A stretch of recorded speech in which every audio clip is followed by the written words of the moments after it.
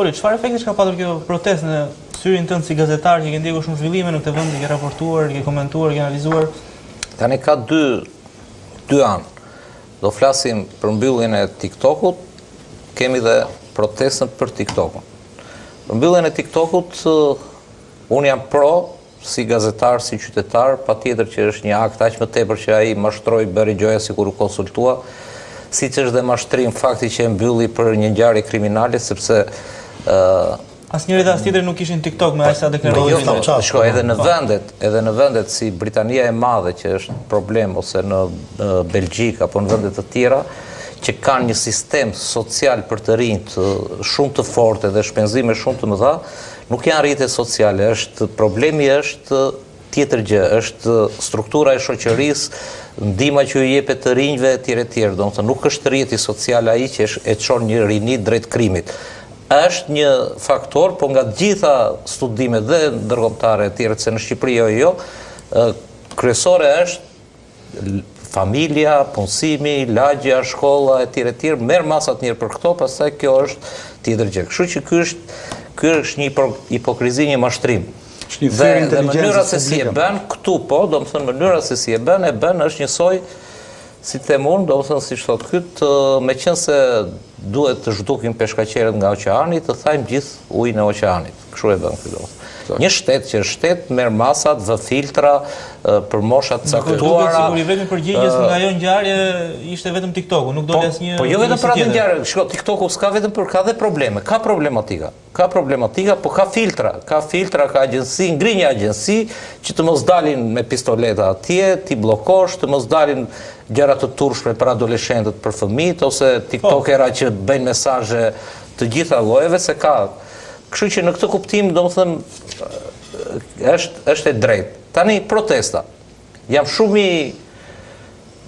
i zhgënjur, domethënë, në mënyrë sistematike se si kjo opozitë bën veprime, sidomos para fushatës, të cilat pastaj harxhon më shumë energji për t'i rikuperuar. Si për shembull me primaret. Bëri një gjë me primaret dhe tani më shumë energji po harxhohet për të rikuperuar dëmin që ka bërë primaret. Po dhe protestat e tjera, mosbindja civile.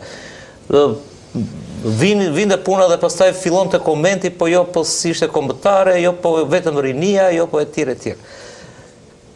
Opozita mund të bëjë një konferencë shtypi, të përgatisë dokumentacionin, ta çojë në gjykatën kushtetuese që them që e fiton, sepse është e drejtë themelore, informimi e tjerë. Por ose bëj protestë, po merr masat që të mbushë sheshin, sepse një nga kritikat një nga mënyrat më efikase që mbahet në teorinë e komunikimit për kundërshtarin politik apo për çdo lloj kundërshtari tjetër është ngjizja e disfatizmit. Edhe nifet kjo, domethënë, këta sfitojnë, këta s'ka njerëz, po të bësh autodisfatizëm, unë s'kam parë, o merri masat bëj tamam, o mos e bëj.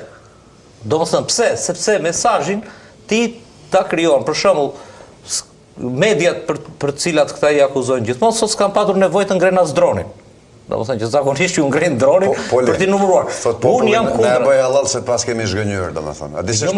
Jo, më nuk të thash. Edhe një njeri i vetëm. Po pse s'po le të mbaroj?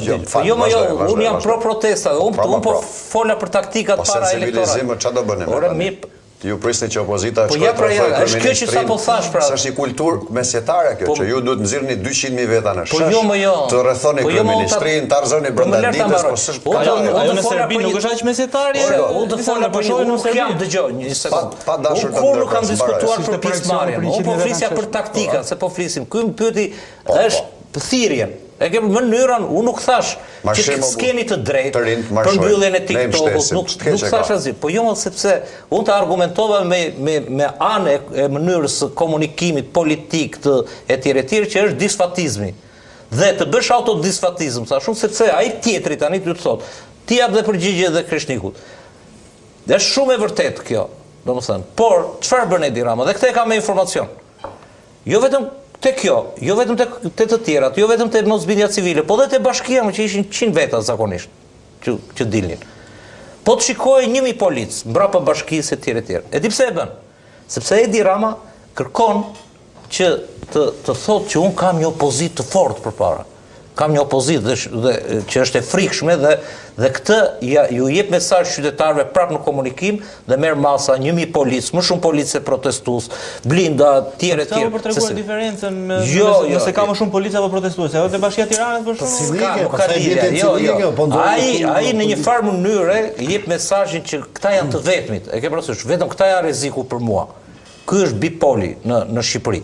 Dhe kjo është, ai ka raste që ka dhënë urdhër vetë, madje edhe ka provokuar. Ishte një protest, nuk e di kur ishte.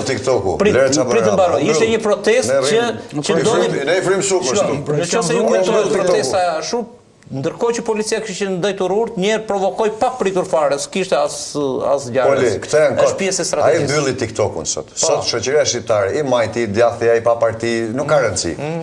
Aksesin TikTok nuk e ka më.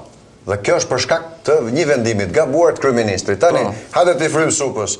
Ishin kaq mbajmë regjistrin aty. Sa vetan protest. Po pse bëni ju disfatizëm? Dhe një njeri të dalë, po je partia kryesore që po futesh në zgjedhje. Se bëni disfatizmin, debat apo? Okej, vazhdoni. Po pra autodisfatizëm quhet. Jo.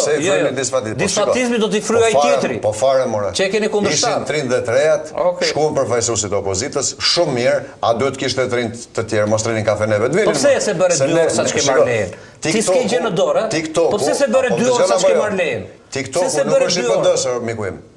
TikToku nuk është i PD-s, që i duhet PD-s të dalë, është i gjithë shoqërisë. Do të thotë i PS-s. Edhe ishte një socialist që ka akses. Unë mendoj këtë gjë. Ftesa është bërë nga kryetari i Partisë Demokratike. Të rinjt e kanë drejtuar protestën, aq të rinj janë aktiv në Tiranë, edhe janë larguar, mos harro. Ne jemi shteti, argjim energjisë për të justifikuar. Ne jemi shteti dhe kombi që eksportojmë. Jo argjim energjisë, jo. Ne kemi 1.300.000 shqiptarë me letra dhe pa letra që rrinë në Europë. Për shkak të këtij kryeministri. Çfarë bëj opozita? Po flasim për mos flas fare. Bëhet gati vetëm me 200.000. Atëherë s'ke as votat me që se s'ke. Jo, kjo është këtë po thua. Jo, unë po them këtë gjë, për një marshim nuk të duhet ai lloj mobilizimi. Dhe është kot të gjykosh marshimin dhe mos merresh me faktin që ky ka mbyll TikTokun o zotri. Nesër Instagramin, pastaj Facebookun, pastaj fillon mbyll mediat se shikon se na dëmtojnë. Po shko, kjo gjë e drujnë tani se u jam politikan.